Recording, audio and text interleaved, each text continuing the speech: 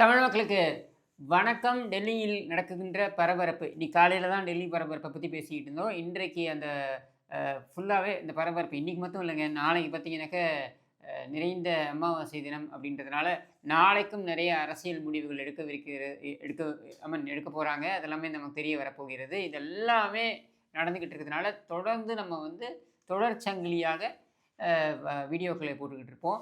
இதில இப்போ பார்த்தீங்கன்னா, காங்கிரஸ் நாம பேசிட்டு இருக்க இதே தருணத்தில காங்கிரஸுடைய கூட்டம் நடந்து கொண்டிருக்கிறது. தமிழ்நாடு மற்றும் புதுச்சேரி சம்பந்தப்பட்ட தலைவர்கள் அனைவரும் அழைக்கப்பட்டிருக்கிறார்கள். எம்பிக்கள் அழைக்கப்பட்டிருக்கிறார்கள். எம்எல்ஏக்கள் அழைக்கப்பட்டிருக்கிறார்கள். இவர்கள் எல்லோரையும் அழைத்து அவர்களுடைய கருத்தை கேட்கின்ற அந்த படலம் நடந்து கொண்டிருக்கிறது.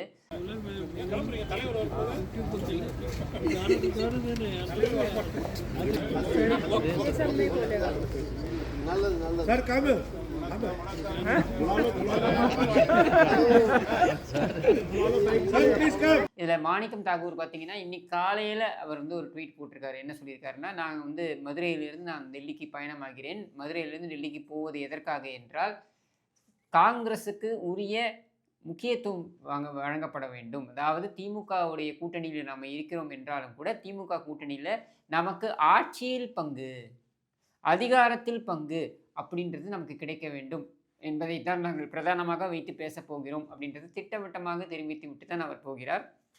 அது மட்டும் இல்லாம, அவர் கடந்த ஒரு வாரமாவே மல்லு கட்டிக்கிட்டு இருக்காரு. யாருக்குன்னா, அல்லு சில்ற கூட்டம் அப்படின்னு இந்த திமுக ஐடி விங். உண்மையான திமுக ஐடி விங். அந்த ஐடி விங்கை வந்து அவர் பேசிட்டு வராரு. காங்கிரஸுக்கும் திமுகவுக்கும் முட்டல் மோதல் பார்த்தீங்கன்னா, சோஷியல் மீடியால மிகப்பெரிய அளவுல நடந்துகிட்டு இருக்கு. இன்னும் சொல்ல வேண்டுமென்றால், இவங்க காடர்ஸ் அதாவது அவங்களுடைய தொண்டர்களுக்கு திமுகவை பிடிக்கல. திமுக தொண்டர்கள பொறுத்தவரைக்கும் இவங்க வெளியில போகட்டும். மைனாரிட்டி வாக்குகள் வந்து நமக்கு கிடைக்கும்ன்ற ஒரே காரணத்திற்காக தான் காங்கிரஸ் என்கிற சுமையை நாம வந்து வச்சுக்கிட்டு இருக்கோம். இல்லன்னா இந்த காங்கிரஸ் தேவையில்லை அப்படின்றது திமுக தரப்புல இருக்கக்கூடிய வாதம். காங்கிரஸ் தரப்புல இருக்கக்கூடிய வாதம் என்னன்னாக்க, உங்களுடைய ஆட்சியுடைய அவலத்தை நீங்க ஒரு குடும்பம் உட்கார்ந்து கொள்ளையடிப்பீங்க. இந்த குடும்பம் உட்கார்ந்து கொள்ளையடிக்கிறதுக்கு நாங்க முட்டு குடுக்கணுமா? 4 ஆண்டுகள் நாங்கள் முட்டு குடுத்து எங்களுக்கு என்ன கிடைத்தது? ஒண்ணும் கிடைக்கல. இன்னும் சொல்லணும்னாக்க கே.எஸ். அழகிரி சொல்லிட்டாரே. அவங்க வந்து சா சாறை எல்லாம் உறிஞ்சிடுறாங்க. வெறும் சக்கைய எங்களுக்கு குடுத்துட்டு போவாங்களா? அப்படின்னு கேட்கிறாரு இல்லையா? இந்த மாதிரியான ஒரு சூழல் தான் இருக்கு. அந்த ஒரு எண்ண ஓட்டத்தின் அடிப்படையில தான் இன்னைக்கு இந்த கூட்டம் நடக்குது. கர்கே, மல்லிகார்ஜுன கர்கே, காங்கிரஸ் தலைவர், தேசிய தலைவர் மற்றும் ராகுல் காந்தி அவங்க வந்து 2 பேருமே அந்த கூட்டத்தில இருக்காங்க. முக்கியமான தலைவர்கள் அப்படின்னோனாக்கா, சிதம்பரம் சொல்லலாம். சிதம்பரம் உட்பட பல முக்கிய தலைவர்களும் அதில வந்து பங்கேற்கிறாங்க. இதில வந்து செல்வ பெருந்தகை தமிழக காங்கிரஸுடைய மாநில தலைவர் அவரும் பங்கேற்கிறாரு. செல்வ பெருந்தகை ஏற்கனவே திமுகவுடைய பேரோல்ல இருக்காருன்றது நம்ம எல்லோருக்குமே தெரியும். செல்வ பெருந்தகை அந்த பதவிக்கு வருவதற்கு முக்கியமான காரணம் வந்து யார் வகித்தார்கள்? யார் அந்த காரணம் அப்படின்னா, அது வந்து கர்கேவுடைய மகன் மற்றும் கர்நாடகாவில் அமைச்சராக இருக்கக்கூடிய பிரியங்க் கார்கே. அவர் தான் வந்து முக்கியமான ரோல் அதில ப்ளே பண்றாரு. பிரியங்க் கார்கேயுடைய மனைவி அவங்களுக்கு வந்து ஒரு சிகிச்சைக்காக அவங்க சென்னைக்கு அவங்க கர்நாடகாவை சேர்ந்தவங்க. அவங்க சென்னைக்கு வந்திருந்த பொழுது, அவங்களுக்கு முழு பாதுகாப்பு மற்றும் அவங்க சிகிச்சைக்கான உதவி, அதாவது அவங்க கூட போய் பார்த்துக்கிட்டது எல்லாமே பார்த்தீங்கன்னா, செல்வ பெருந்தகை அப்படின்றதுனால, செல்வ பெருந்தகைக்கு ஒரு நல்லுறவு கார்கே குடும்பத்தினருடன் இருக்கிறது. அதை வைத்து தான் அவர் திமுக வந்து அத ரொம்ப கிளியரா ப்ளே பண்றாங்க. சில பெருந்தகையை தங்களுடைய பேரோல்ல வச்சிருக்காங்கன்றதுனால, இந்த கூட்டணி தொடரும் அப்படின்றது தான் நாம பார்க்கக்கூடிய விஷயம். ஆனால் தொகுதிகள் அதிகமாக கேட்பார்கள். அதிக எண்ணிக்கையில் தொகுதிகளை நீங்கள் வாங்க வேண்டும்.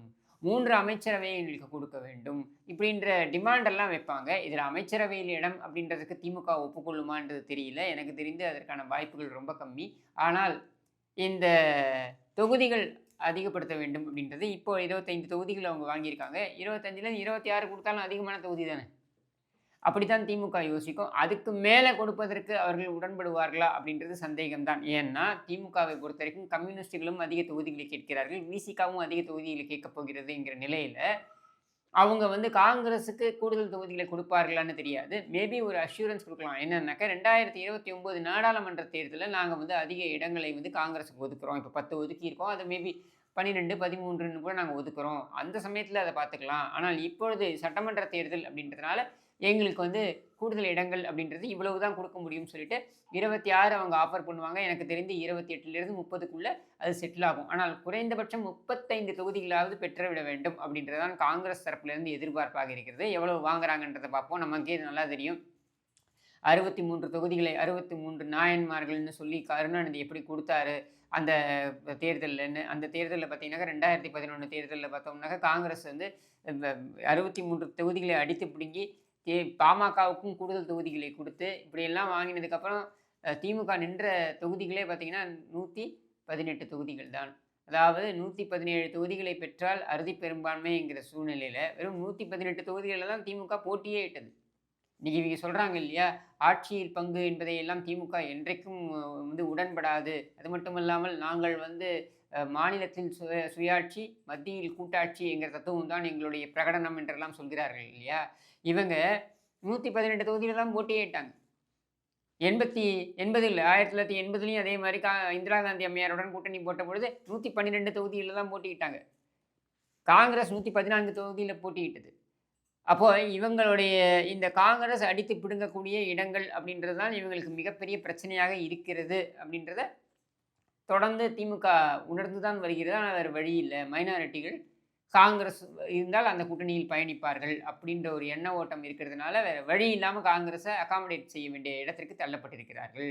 இப்போ இங்கே விஜய் உடைய கட்சி, அதாவது தாவேகா, மிகப்பெரிய எதிர்பார்ப்புடன் இருந்தார்கள் காங்கிரஸ் தங்களுடன் வரும்னு. ஏன்னா இன்னைக்கு சொல்லிக்கொள்ளக்கூடிய எந்த ஒரு கூட்டணி கட்சியும் விஜயுடன் கூட்டணி சேர்ந்திருப்பதாக தெரியவில்லை. விஜயை பொறுத்த வரைக்கும் அவர் என்ன சொன்னார்னாக்கா, விக்கிரவாண்டியில் அவர் நடத்திய அந்த முதல் மாநாட்டிலிருந்து அவர் சொல்லி வருவது என்னன்னா, எங்களுடைய தலைமையில் ஒரு கூட்டணி அமையும்னு.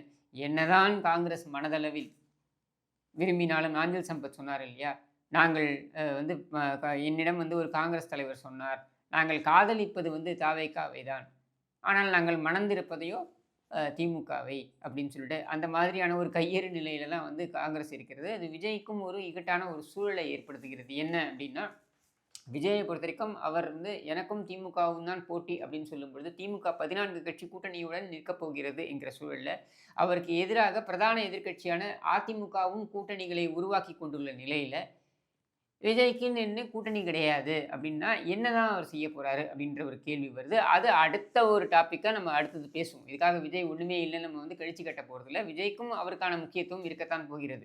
ஆனால் இங்க நம்ம பார்க்க வேண்டியது என்னன்னா, காங்கிரஸ் விஜயை காண்பித்து ஒரு பேரத்தை முன்வைக்க போகிறது. அந்த பேரத்திற்கு திமுக எந்த அளவுக்கு படியப் போகிறது? 25 தொகுதிகள் அப்படின்றது வந்து 26ன்னு முடிக்க போறாங்களா? அல்லது 35 வரைக்கும் அவர்கள் வருவார்களா? அல்லது 35யும் கடந்து அவர்கள் செல்வார்களா? அப்படின்றது வரும் நாட்கள்ல தெரிந்துவிடும். ஏன்னா அதிமுக கூட்டணி கன்சாலிடேட் ஆகி 23ஆம் தேதி பிரதமர் மோடி தலைமையில அந்த கூட்டம் நடக்கும் பொழுது, அந்த கூட்டத்தில அதிமுகவுடைய கூட்டணி கட்சி தலைவர்கள் பெரும்பாலானவர்கள் மேடை ஏறி விடுவார்கள் என்ற சூழல்ல, அதிமுக கூட்டணி என்பது இறுதியாகிவிடும். இன்னைக்கு கூட பார்த்தீங்கன்னா, பியூஷ் கோயல் மிக தெளிவாக சொல்லியிருக்காரு. மத்திய அமைச்சர் பியூஷ் கோயல்.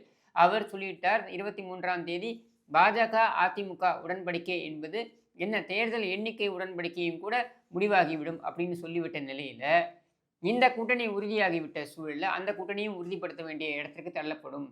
அப்போ அங்க யார் யாருக்கு எவ்வளவு இடங்கள் ஒதுக்க போறாங்க, திமுக எத்தனை இடங்கள்ல போட்டியிட போகிறது, நேரடி போட்டி திமுகவுக்கும் அதிமுகவுக்கும் எந்தெந்த இடத்துல நடக்க போகுது அப்படின்றதெல்லாம் தீர்மானம் செய்யப்பட்டு, தேர்தல் மிகப்பெரிய அளவில் ஒரு தேர்தல் ஜுரம் வந்து விடும்னே சொல்லலாம் எல்லாருக்குமே.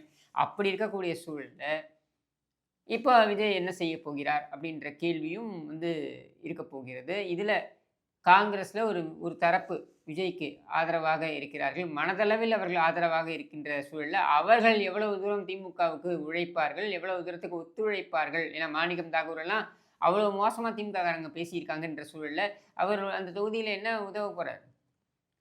நீ உன் உதவியெல்லாம் எனக்கு தேவையே கிடையாது, எங்களுடைய உதவியில தான் நீயே ஜெயிச்சிருக்க அப்படின்ற எண்ண ஓட்டத்தில் திமுக இருக்காங்கன்றது வேற விஷயம். அப்போ இப்படியான ஒரு குழப்பமான சூழல்ல தான் வந்து திமுக கூட்டணி. இதைத்தான் நான் வந்து 4, 5 மாதங்களுக்கு முன்னர் சொன்னேன். எது ரொம்ப எளிமையா சேர்ந்துருச்சு, எது வலுவான கூட்டணி என்று நினைக்கிறோமோ, அந்த கூட்டணியில் தான் கூட்டணி பேரங்கள் அதிகமாக இருக்கப் போகிறது. குழப்பங்கள் அதிகமாக இருக்கப் போகிறது.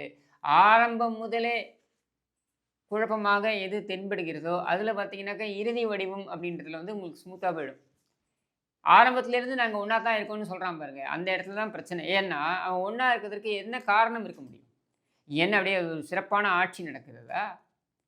இந்த ஆட்சியை யாரும் வந்து கேள்வியே கேட்கவில்லை. மக்கள் முழுவதுமாக திருப்தியாக இருக்கிறார்கள் அப்படின்னு இருந்தா, இந்த கூட்டணியை யாரும் இன்னுமே சொல்ல மாட்டாங்க. நாங்க எல்லாரும் இங்கேயே இருந்துர்றோம்ப்பா அப்படின்னு இருந்துருவாங்க.